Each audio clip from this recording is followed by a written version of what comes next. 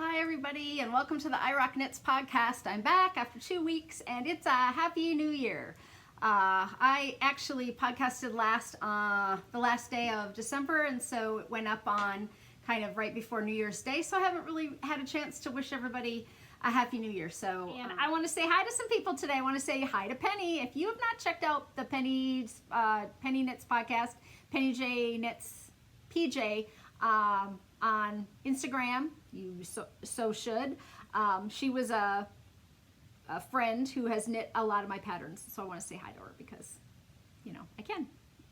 And I want to say hi to Mojaveknitter, who was a great participant in the knit along, kept up almost perfectly every day for that mystery knit along, that 12 days. And Kelly's been knitting the 12 days of knitting mystery. Anita, arhershman, Karen, my friend Karen, who I walk with at the dog park, she's been knitting that, so I want to say hi to her too. So hello to all of you. I should also say hi to the 3-Ply girls. I watched their podcast again this week, and they're just so cute. So hi to Irene and Joyce and Angie. I met them at Wisconsin Sheep and Wool, and I just watched their podcast, and I just got done watching, who else did I watch recently? I watched Dan and Kay, the Bakery Bears, their New Year one that was just put up. That was kind of fun. Yeah, I watch so many because at night I just let them kind of roll, whatever keeps going, and I'm often writing patterns, and so I'm knitting and writing and knitting, writing, so I'm not paying super close attention, but I do watch a lot of video podcasts if they're and Amber has a new podcast out. Hey Amber, my friend Amber. So anyway, wanted to say hi to those people. I'm going to do a little year in review for myself this year. Kind of takes myself to task and accountability for not finished some objects that should have been done. I'm going to talk about a sweater of the day and a shawl of the day today. I've got a story to tell you, and I've got some products to show that you may or may not know about. So let's get started, okay? You can find me all over the internet as Irocknits, and that's I-R-O-C, Kory spelled backwards. That's all it means, that I knit in a rocking chair. And Irocknits.com is my website where I publish my teaching schedule, and also where I have like some videos, some pattern information. All the classes that I teach are there, those kinds of things. I should mention that I just got contacted to do a possible knitting retreat next fall in Lincoln, Nebraska. So if you are in the Midwest south of me a bit, you might want to take a look at that. The yarn store owner down there contacted me. We're just in the beginning talks about that, but I do have the dates available. So she's looking at the sweater workshop for sure. And then you can find me our Ravelry group at Irocknits Designs on Ravelry, where I've been hosting a knit along. I had the 12 days of knitting knit along wrap up, and so we're going to talk about that today too. First of all, I'm going to tell you what I'm wearing today. This is the Urban Poncho, and basically it is a sweater with no sleeves. I wouldn't really call it a poncho. Here, I have a picture of it. Because it's not flared at all at the bottom. There's the name of it.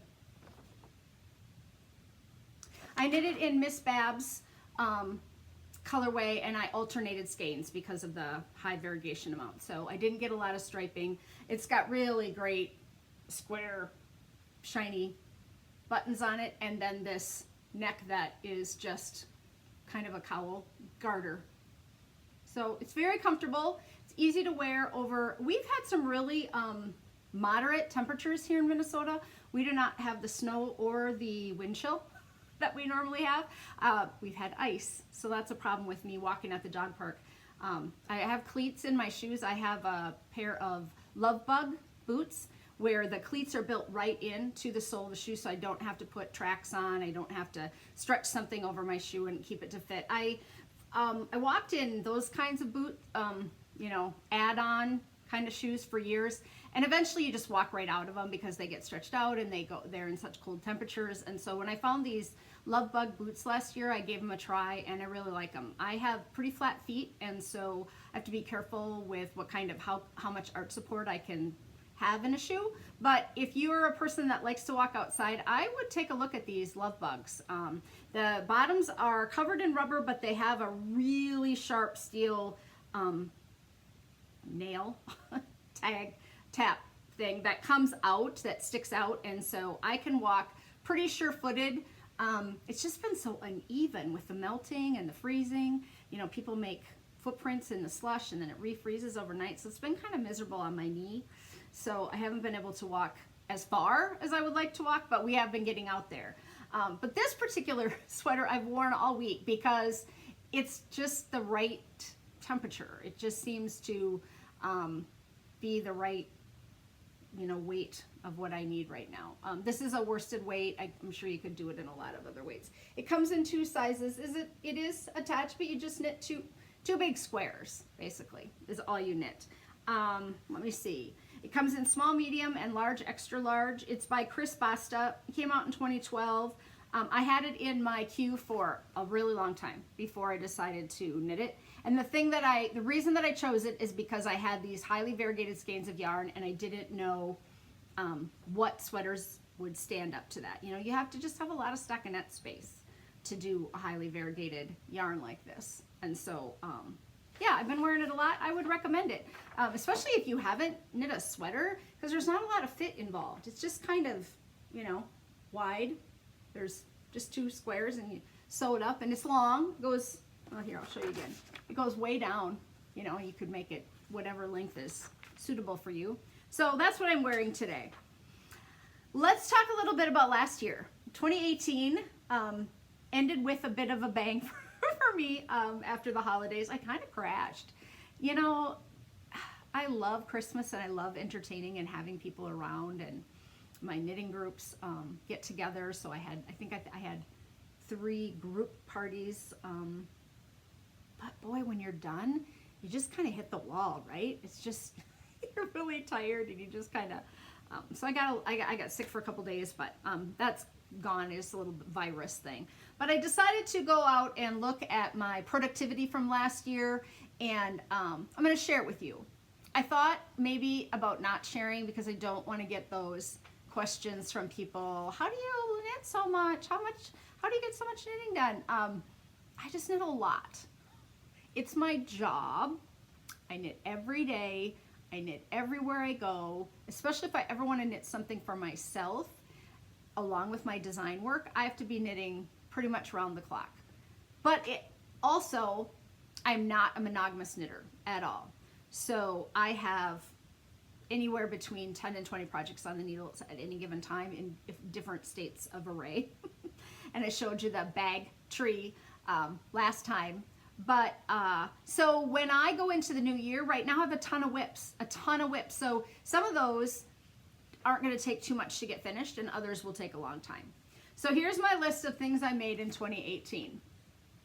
11 hats, 13 sweaters, 23 cowls, 7 shawls, 2 washcloths, 4 pairs of socks, 1 pair of mittens, 2 headbands, and a dress.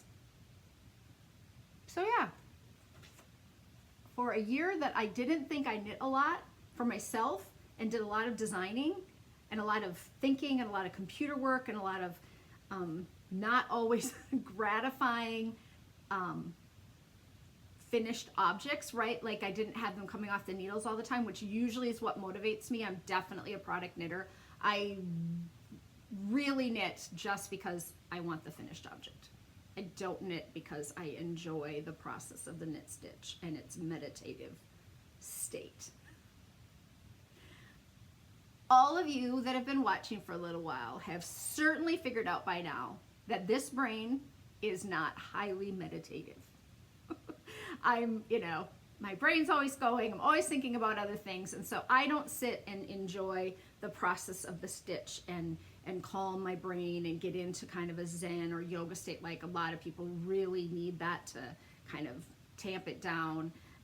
Mine's all about power, fastness, knitting, to get the project done. So I knit 27,528 yards last year, and those of you that have watched quite a few of the podcasts, you know that I keep track in that little knit meter on my Ravelry page. So I go over to knitmeter.com and I put my projects in and how much yardage it is, and it adds it up for me as I go. So I have a new little yellow knit meter for 2018, and it told me my total for the year.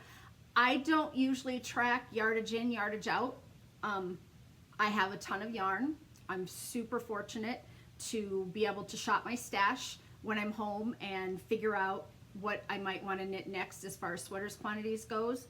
But I don't try to figure out that I have more going out than I have coming in. Like, I don't keep track of those numbers. I have all my stash on Ravelry pretty much, and I feel like I'm productive enough that I don't have a guilt associated with having too much stash that I'll never get through it. I like having a lot of it to look through to kind of find the perfect yarn that I was attracted to in order to purchase it. So I don't do that whole tracking of in and out. And I have several years done the cold sheeping, meaning you're not going to buy any yarn for a while, and it lasts about 8 days, right? And then I find something that I have to have. That's how my going off sugar went this year. My parents came last weekend, and we went to the original pancake house for breakfast, and I eat gluten-free, and they have gluten-free products. And so here I was trying to do no sugar, and I ended up having, I don't know, cinnamon sugar French toast. Day 8, whatever.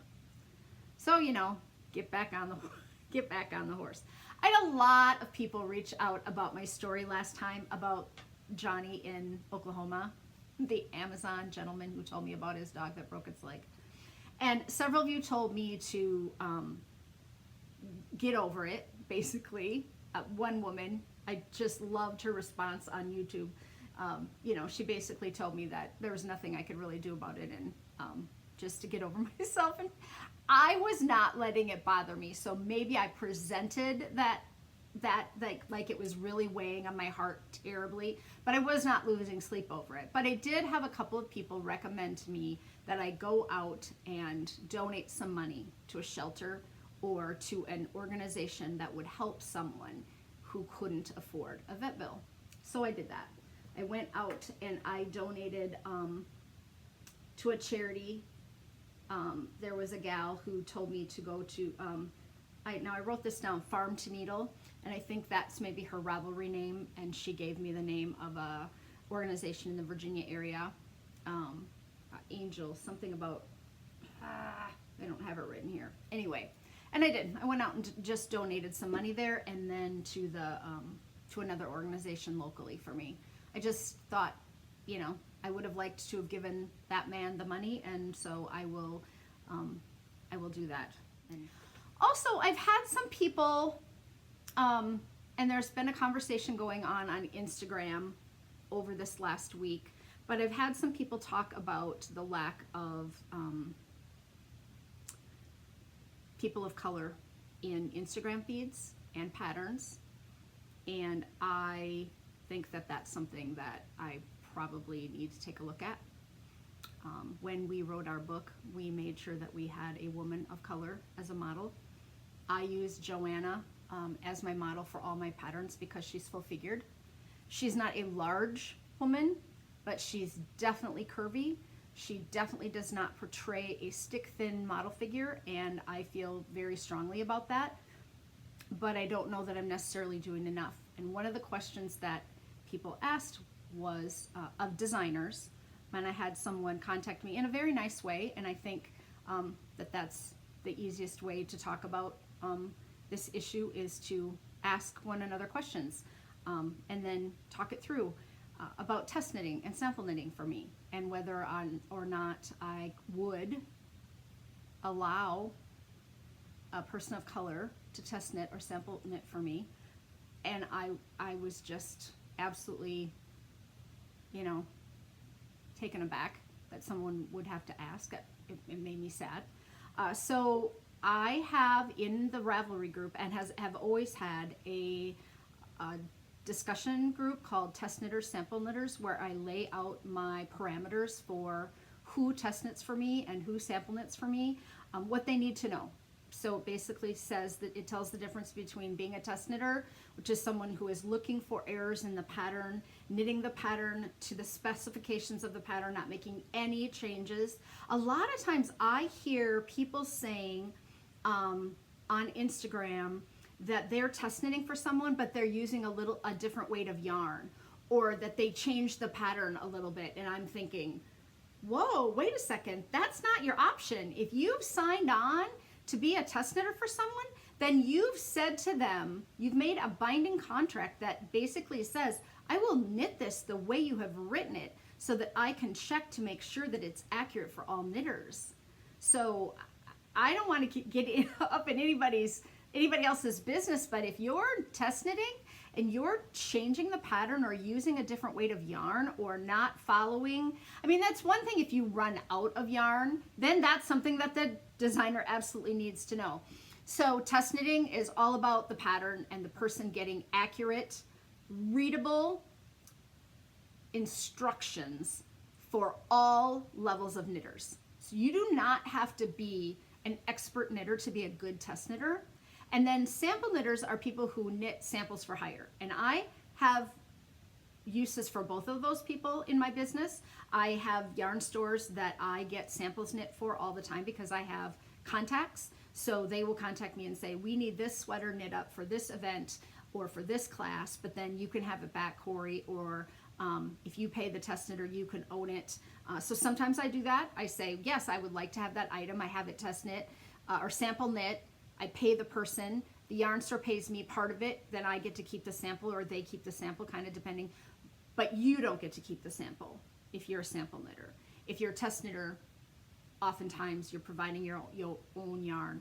You get to keep it. Sample knitters usually get yarn from the yarn store or the yarn company, and then they make the samples up. So that thread is on Ravelry, and I want to be perfectly clear that absolutely anyone is welcome to put their name in that thread.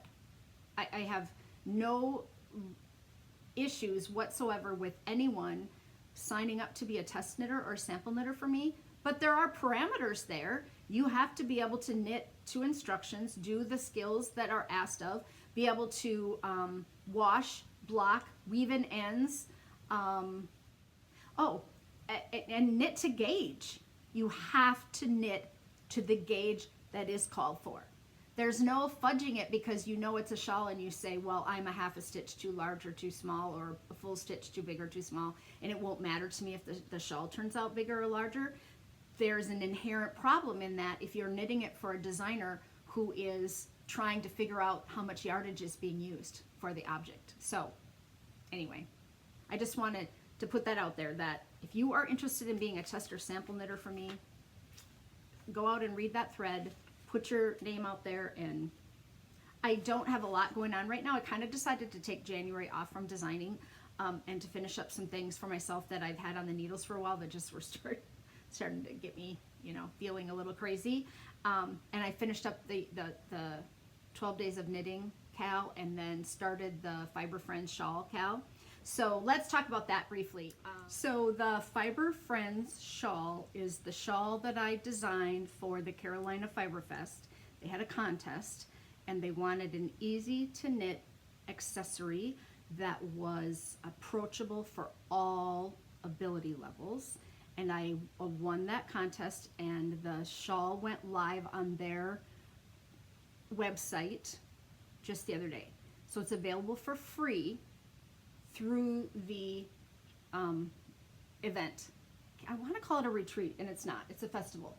So January, February, and March, they're having a knit along in their Ravelry group, and for the festival, for anyone who's coming to the festival that wants to knit the shawl and then wear it to the festival. So it's a sampler, super easy stitches, stockinette, broken stockinette, slip stitch, tiny little twisted, looks like a cable, but it's not. Long crescent, you can wrap it around twice and tie it in the front. So very easy to wear, not very deep. 2 skeins of DK weight in the Suburban Stitcher faded lavender colorway. So I've shown that a ton, but it is available for free right now. And so if you are interested in getting it, you do not have to be going to the festival to go over and grab yourself a copy of it. You just go to their website, and then there's a place called CFF, Carolina Fiber Fest Craft Along. There's a tab, and you hit on that, and they have the one from last year, which is a cowl, and then they have a crocheted pattern that's free, and this one that's free. And anyone who's going to the festival is encouraged to knit the design and wear it at the festival, but it is open to all people to go over and grab the pattern for free. So that's knit along that's happening, and I think I will open a thread in my Ravelry group as well for people to post their finished objects, and maybe I'll come up with a prize for that. The other design that finished kind of is the 12 Days of Knitting mystery knit along that I did, and I'm going to show it today. I haven't shown it yet because it was a mystery, and I know there are a few people that aren't done yet, and that the actual knit along goes till the end of the month, so look away if you don't want to see what it looks like. Although if you've started knitting, you know where you're headed, because it's very obvious where you're headed once you've started. So this is the 12 Days of Knitting cowl. It is knit with a 12 gradient pack from Leading Man Fiber Arts, which if you follow me on Instagram, you saw there were 4 color choices. This one was the blue and the gray gradient, and then I also have one here in the coral and the blue. So basically it's a cowl that you can wear around your neck, doubled or tripled. It's really easy to wear. It's fingering weight, super drapey and soft.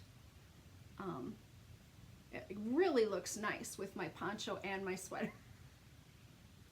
Well, we're always about color on this podcast. So basically what you're doing is casting on 72 stitches and working in the round a lace motif. And then in between are these little columns that I had never seen anyone do before. I thought it was a really interesting stitch to try. So you do 2 rows of that, and then you go on to the next one. So technically, if you had not seen it or wanted to cast it on now, you could still get in on the knit along, because you could get it. It's easy, it's doable in 12 days. You knit a section each day. The sections are approximately 5 inches long, roughly. And you do, I tried to find lace patterns that were not popular and common.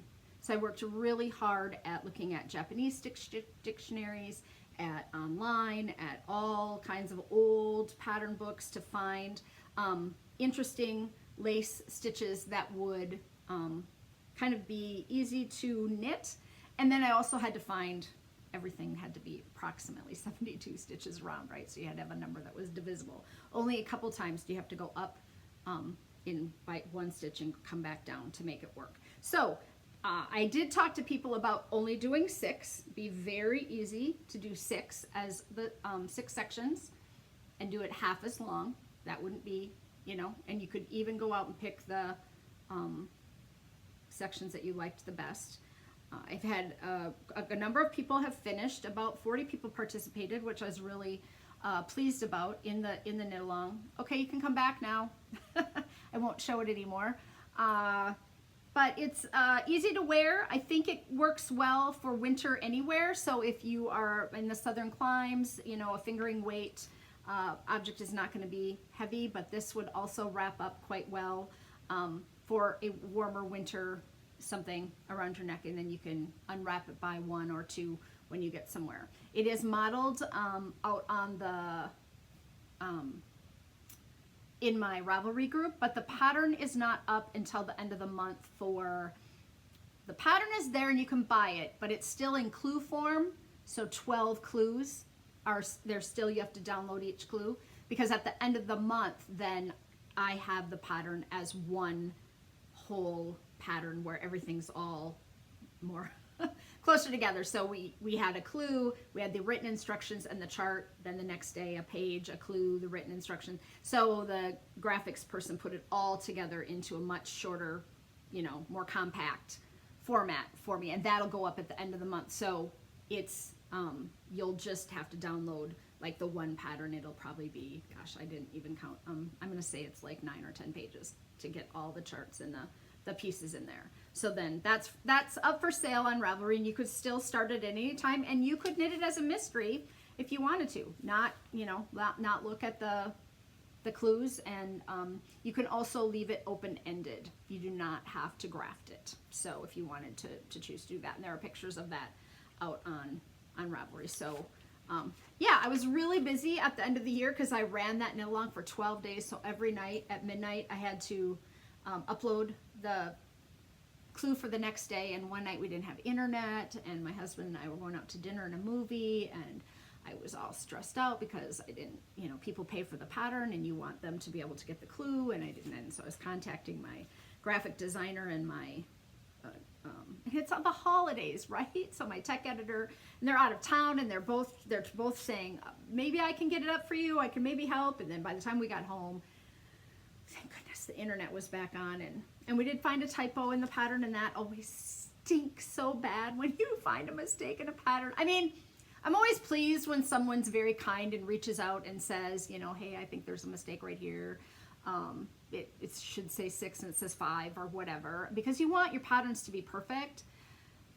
But when that happens, oh, it just, your heart just leaps because you're saying, oh my gosh, now I got to do an update to the pattern and tell everybody there was a mistake. It was a typo, and it wasn't a big one, and most people were not too stressed about it, thank goodness. But yeah, it's a big deal when you have an error in a pattern. And you guys have all done that, right? You've all, well, we always think that there's an error in a pattern when we make a mistake, right? We all think, oh, this pattern must be wrong. It couldn't possibly be me. Most of the time, it's us, right? But there are times when that happens. So the 12 Days of Knitting Mystery Knit Along goes through January 31st, and there are great prizes for people who finish that and post the finished object in the knit along thread. And then you can also do the Fiber Friend shawl, download that for free. So those two things happened right toward the end of the year here. One was kind of going on and finishing as the other one was starting, and so now I have that other knit along to kind of go through. But yeah, so that's kind of fun. All right, the prize winner for this week for the red needle case that I showed on the last podcast is Kwmathern, number 8 in the post, Kelly in Virginia. Hi, Kelly. I know Kelly well. Okay, next on my agenda is the sweater of the day. So let's get started with that. I really debated about showing you this sweater at all because the pattern is not really readily available. And that bums me out. But it's my favorite sweater of all time. Can you believe I said that out loud? It is absolutely the sweater I wear the most. And there are a number of reasons why, and so that's the part I'm going to talk about, not particularly the design that this is. So let me move this off a little bit because we're going to talk about that too. But this is the bottom knot sweater. It was in a holiday knitting magazine. It was pattern number 54, and that's what I have on my notes. I have the pattern somewhere in some 3-ring binders, but I remember going back and looking at it after a class one time and trying to specifically narrow down what holiday magazine it was in, and I couldn't find it. So the only reference that I have for making these bottom knots, which I'm going to show you, that are so cool, is a doll cardigan on Ravelry called the Knotted Hem Cardigan. And it's made for a doll. But these are super fun. You cast on, I'm going to say this is 12 stitches, and you knit for, oh my gosh, probably 6 inches, let's say. And then you cast on another one, set that first one aside, knit for 6 inches. And because they're stockinette, they roll in. So they don't stay flat, they roll in on the sides. And then you 3 needle them together without binding off and flap one inside the other, and you make this little twisted piece of knitting. And that was the technique I wanted to try when I knit the sweater. Now you might say, and I often say in my knitting class, in my sweater class, Kory, why would you put those big knots around the biggest part of your hind end?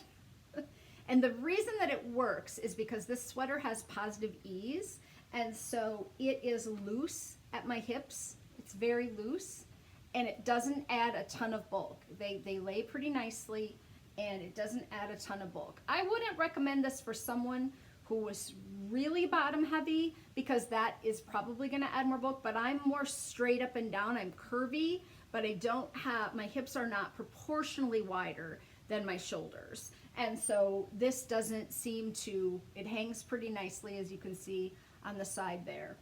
And then it's got this all over checkerboard pattern, which is knit 5, purl 5, knit 5, purl 5, I think, for the whole thing.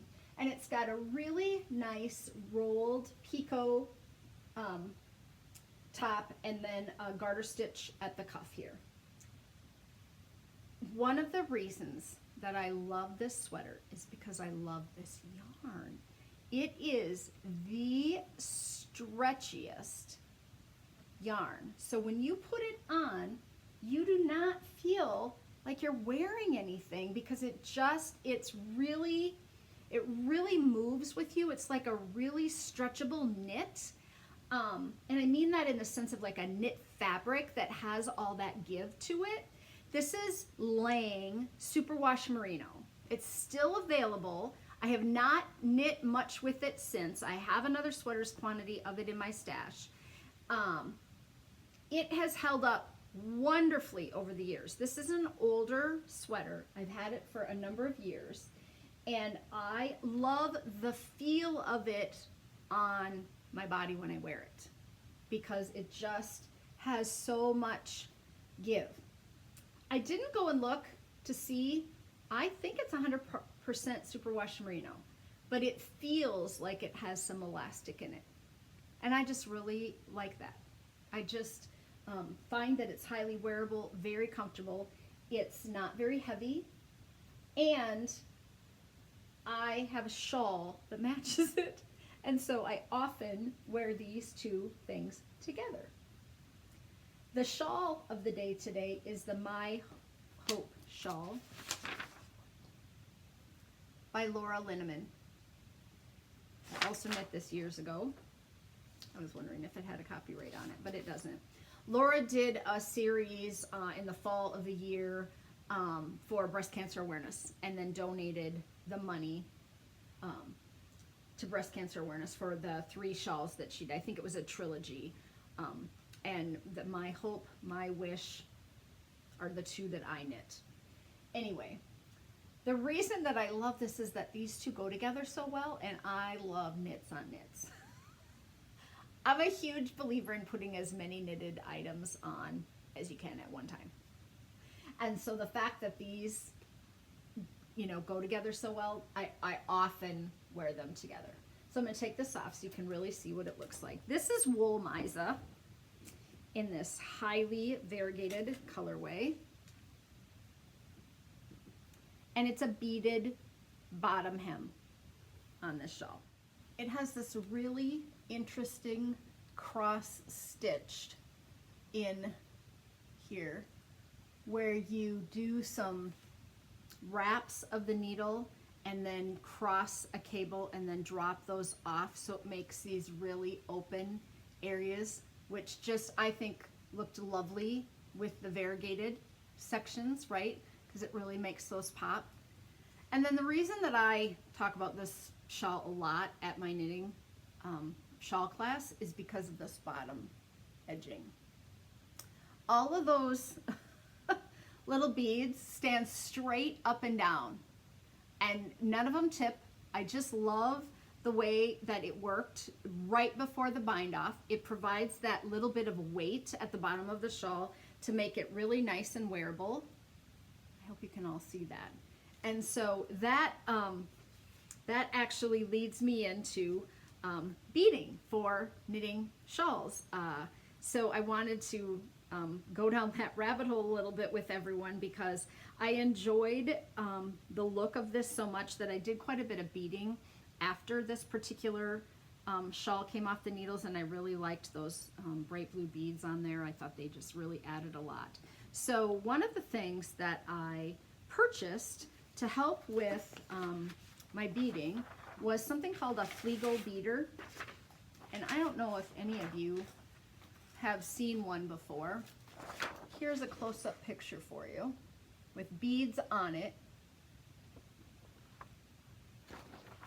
And here's mine. I got mine at the Gossamer Web on Etsy. There are a ton of them out there. You can get them anywhere. They do come in a couple of different sizes for people. And it's basically a piece of wire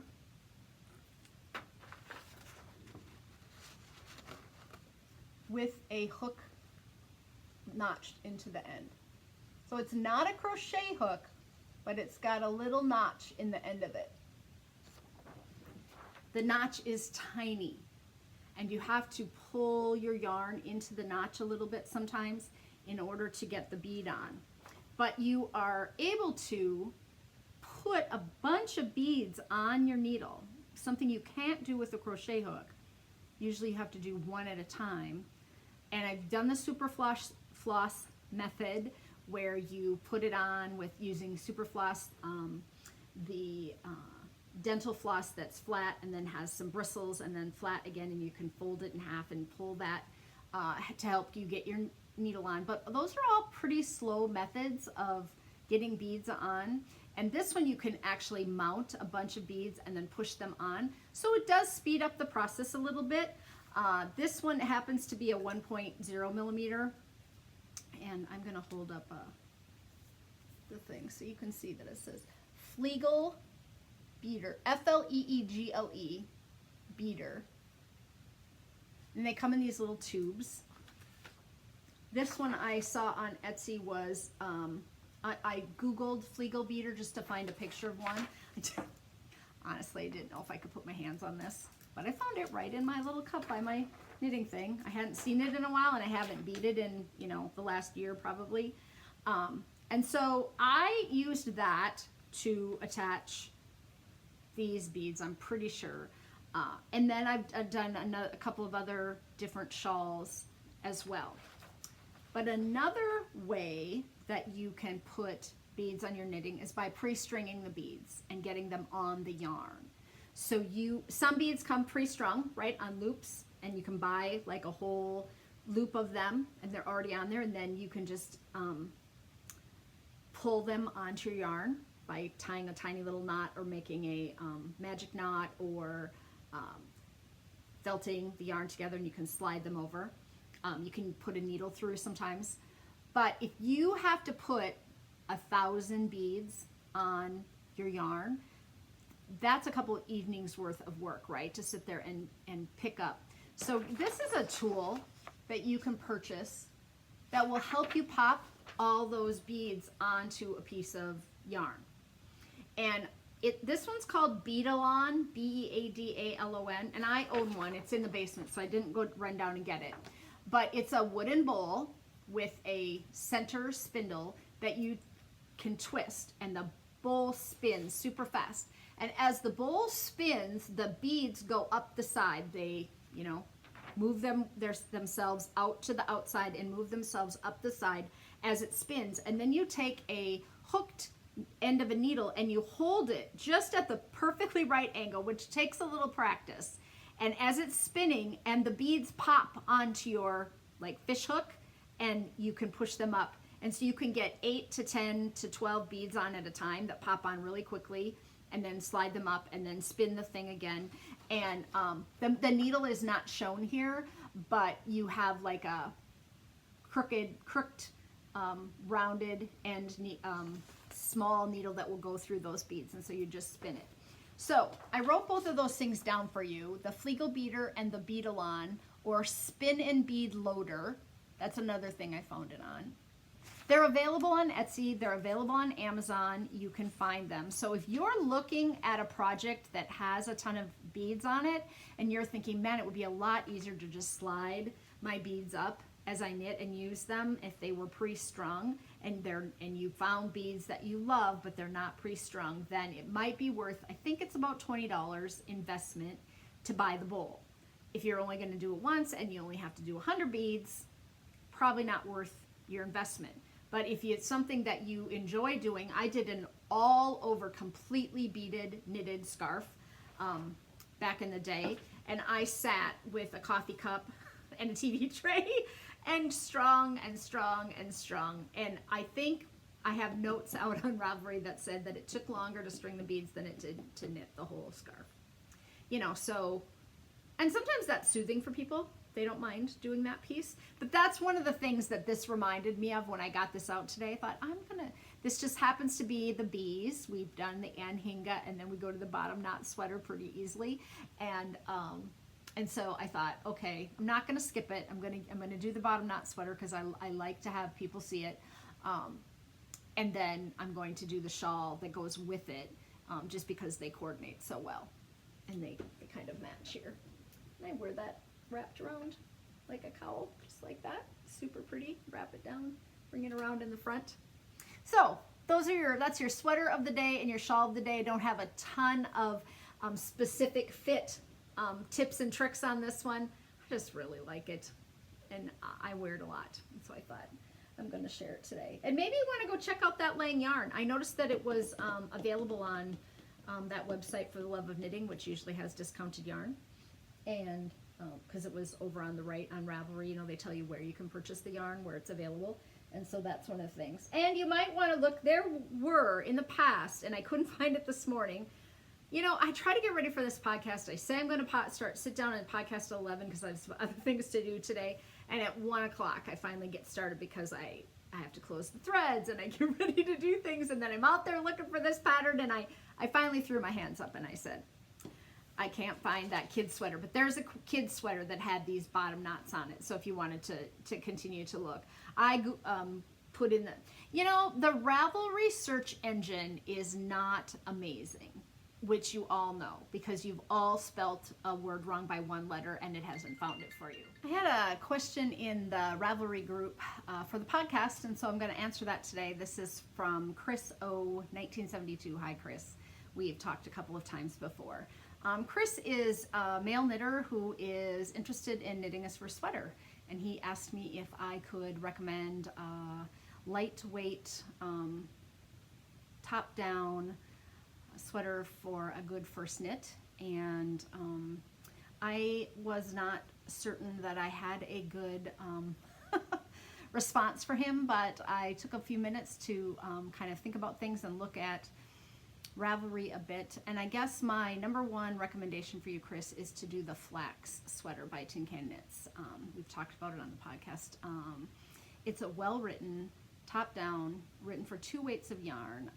I know you live in the South, and so you talked about maybe doing something sleeveless, but I do think that maybe the lightweight sweater, which is recommended for fingering weight, could be knit up pretty easily in a sport or DK weight, and possibly just knit one size smaller than you would normally knit.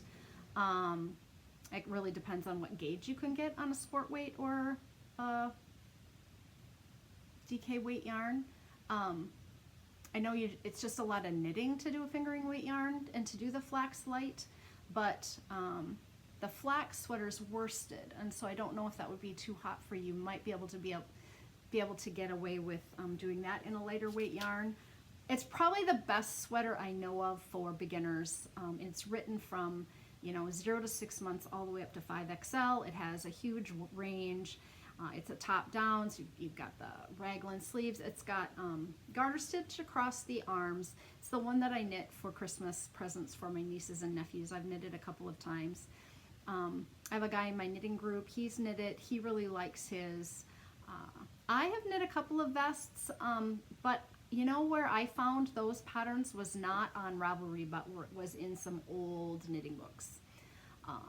I didn't find current patterns that were well-written vests for men. And I don't think most vests are going to be written top-down. They're going to be pieced. They're going to be a front and a back, and you're going to have to seam those side seams and seam at the shoulders when you do a vest. Most of them are not going to be written top-down because there's no arm. There's no way to make that raglan look like a vest.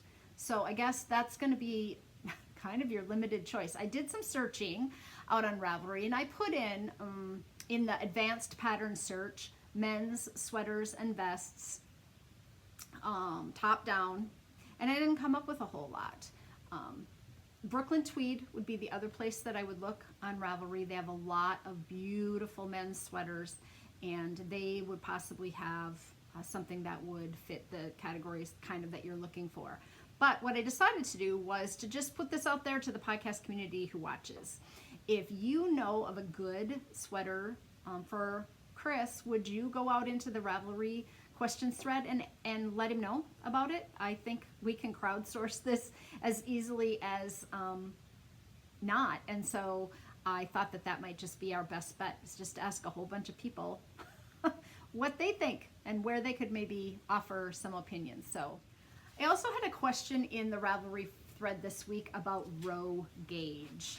And I was going to do a whole little talk about row gauge and what, you know, makes row gauge work or not work.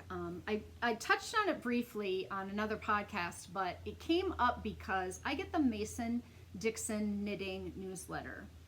They send out a thing called Snippets every weekend, and I often just glance through it and think I'll get back to that later. But more recently, I've been trying to at least go to the blog questions, and they have designers answer specific questions, kind of like I'm doing on the podcast.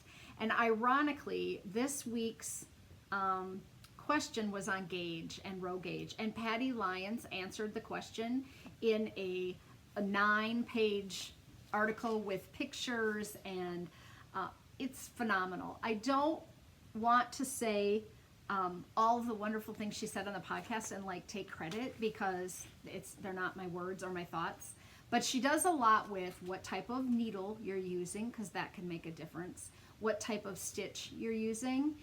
She talks about stockinette and garter. She's knit up samples and is comparing the difference in heights of stitches and sizes. It's just a really good article, and so I will also link it in the show notes that I do at the end of every podcast. You can go over and take a look at that. But the way you knit, whether or not you pick or you throw, can change your row gauge, and so she talks about all the aspects of that in 3 different articles on gauge, and the one on row gauge. She has a really funny picture that she posted on Instagram too, of how she weights her swatch to put some weight on the bottom of it. She uses all these heavy earrings that she never wears. So, and I love Patty. I took a class with her, and I just really like her. She's funny and clever and really, really knows a ton. And it's very succinct, this whole article. So if you want to take a look at that, go over to Mason Dixon Knitting, sign up for their newsletter, or just go to the blog post for Patty Lyons this week. It's all on gauge. And yeah, you'll just be, it's well worth, I even printed it out, which I don't always do, but I thought it was well worth rereading and sharing with some of my beginner knitters some of the information that she talks about in here. So I'm going to start to include in 2019 a new section called Books That I've Read. Maybe I'll come up with a more clever title. But when I send out my holiday letter every year with usually a family picture of some type or a bunch of activities that we've gone to, I put photos. I also include each year a book list from the year's books that I've read. My favorites, usually it's a front and back page, small print with a description of every book on it. And I have people who have gotten in touch and said, I love getting your book list. I always want to know what your book list is. Hey, bud. And so don't stop publishing your book list. And then a couple of years ago, my husband and my daughter said, hey, we read too, so we'd like to add. So they each pick a title or 2 that they add to the book list each year. I belong to a book club and have for probably the last 10 or 12 years. That is a large book group that meets at my church because we're so big, the second Monday of the month. And So we read books together and then discuss them, and there's like a meeting at 1 o'clock and at 7 o'clock, so people that work can come in the evening, and people that aren't, you know, there during this, you have 2 chances to go. A woman runs it. She does a really nice job of choosing books for us to read, things that not what I always have on my radar, or books that I would not necessarily pick. But mostly I do audiobooks. It's one of the ways that I get a lot of knitting done, is that I often listen to audiobooks. Sorry, he's bumping the table. He just needs some attention.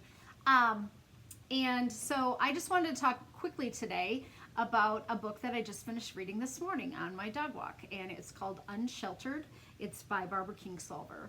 And Barbara's a knitter, so there's often knitting in her books that she's written, so that's always kind of fun when you come across a knitting nuance or something that they're talking about. I don't know that I loved this book.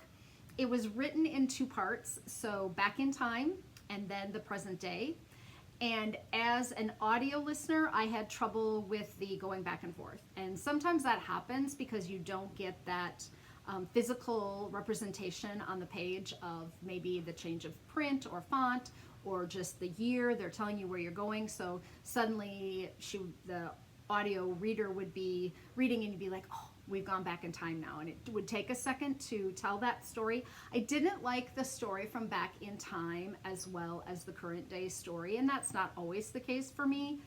But it was kind of plant and botany based, about telling the story of a woman who lived in this house.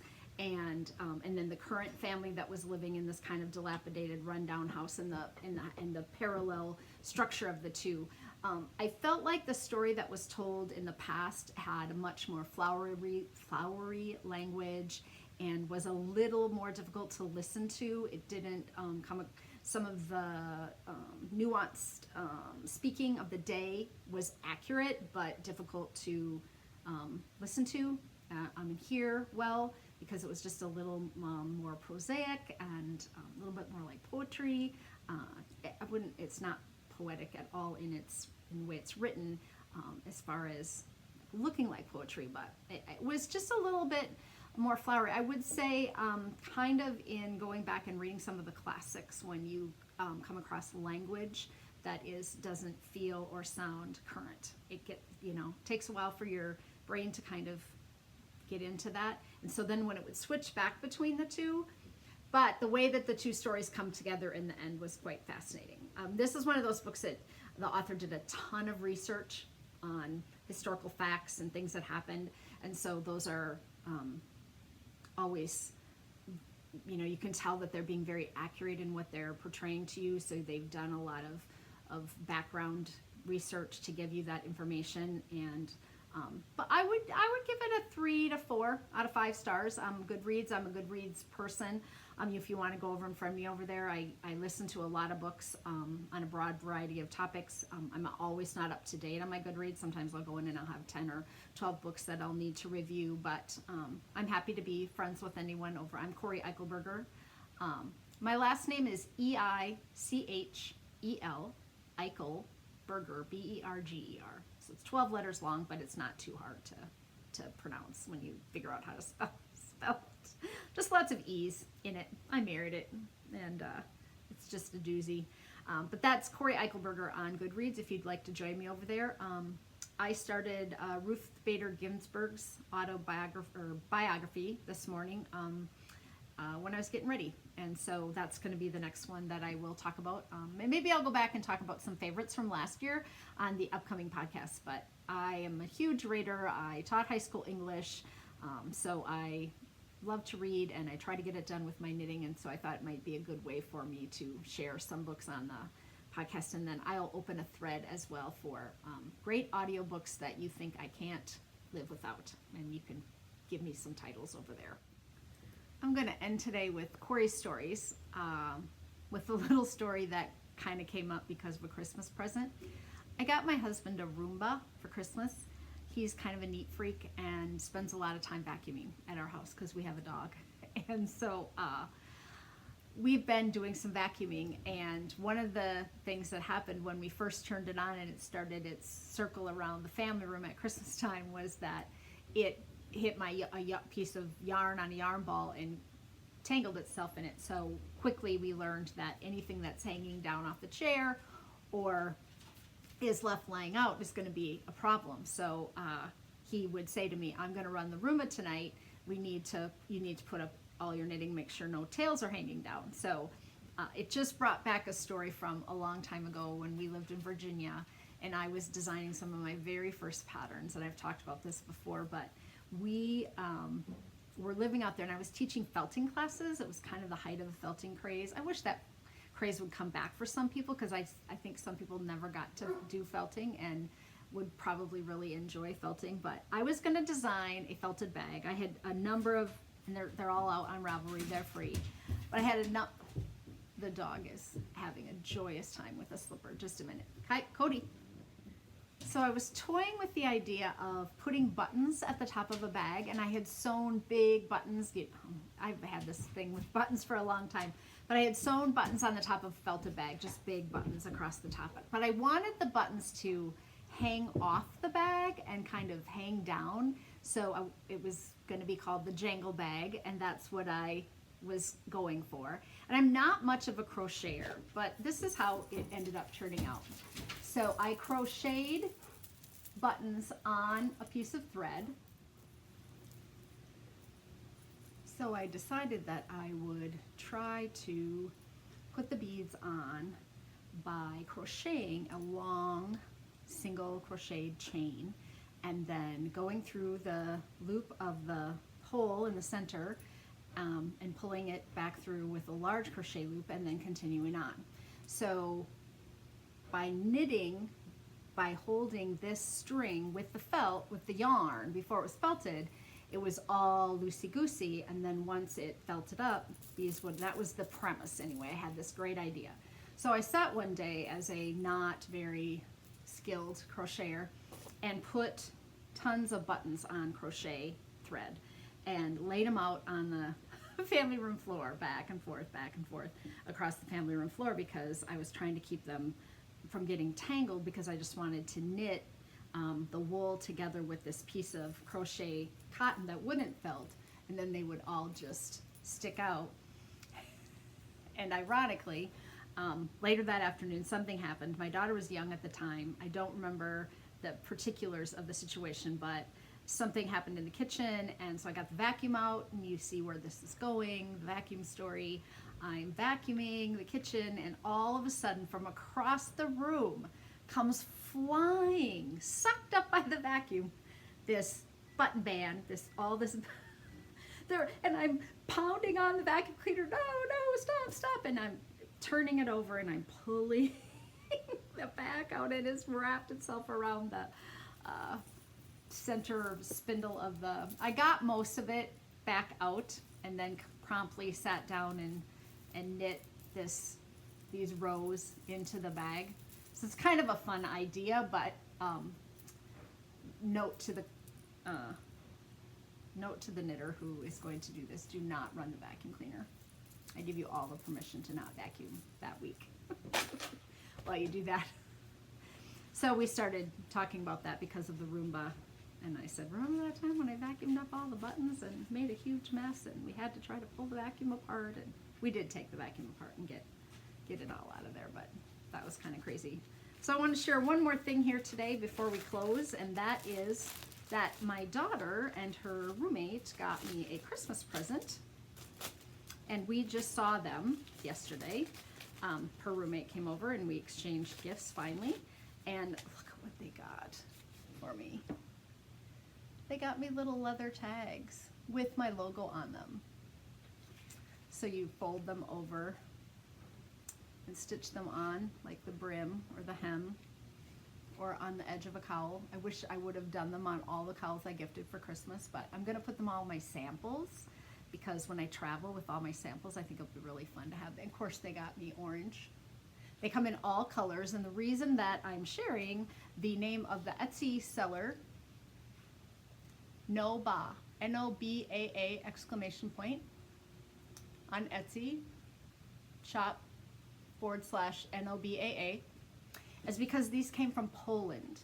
And my daughter said that she had to work with the woman to get the logo put on it. She has a thing that says you can put your custom logo on it, but most of the people use yarn balls, which makes sense, and then have their name or whatever underneath. And so she said that she had to work with her and send her the PDF of my logo and to get that shipped, and she couldn't get it in time for Christmas. I don't know when exactly they were ordered, but of course it's coming from Poland. But they got me a whole package of them, and I love them. I think it's just a great gift. This really nice, soft, gonna fold right over on the edge of anything really nicely. So yeah, pretty excited about getting that done. So let me check my notes here and make sure that I haven't missed anything today. I think we're good. If I remember something, I'll come back and insert it in. I ended up doing that on most of the podcasts that I do. I'll go away and half an hour later I'll go, oh, I forgot to say. I come running back in here and sit down. Oh, I have a giveaway this week. And I remember that before I even turned off. So I'm going to give away 9 of my patterns that I published in 2018 as a package. So if you are interested in getting the 9 published patterns that I did on Ravelry last year, you can just go out to the Ravelry group and put your name in. I'll have some type of prompt there, and I will gift the person all 9 of my patterns from 2018. I had the 2 new ones are coming, kind of came into 2019 here, so if there is something that you already own, you know, no problem, we'll just gift you the ones that you don't have. I just thought it'd be kind of fun to give away a whole package of my work from last. So those patterns are going to include the IROC the Beach Pontini, the Minnesota Connection Shawl, the Taco Tuesday Tee, the Bada Bing Pontini, the Phases Shawl, the Atta Girl Sweater, the Winter Sunset Cowl, the Mr. Tom's Field Socks, the Knitting at the Library Cowl Part 2, the 12 Days of Knitting Mystery Knit Along, and the Fiber Friend Shawl. So that does end up being more. 1, 2, 3, 4, 5, 6, 7, 8, 9, 10, 11 patterns, because I'm going to include those last 2. And if you own any of them, then you'll get a couple less. But anybody, I don't think there's anyone that owns all the patterns that I did this year. So at least you'll get a couple in your queue that you haven't got before. So go out and kind of join that thread and put your 2 cents in. The show notes are always out there, and I will list everything I've needed with links. I always put links to how you can get to the patterns, how you can get to some of the products that I showed today. And until next time, remember to keep it colorful.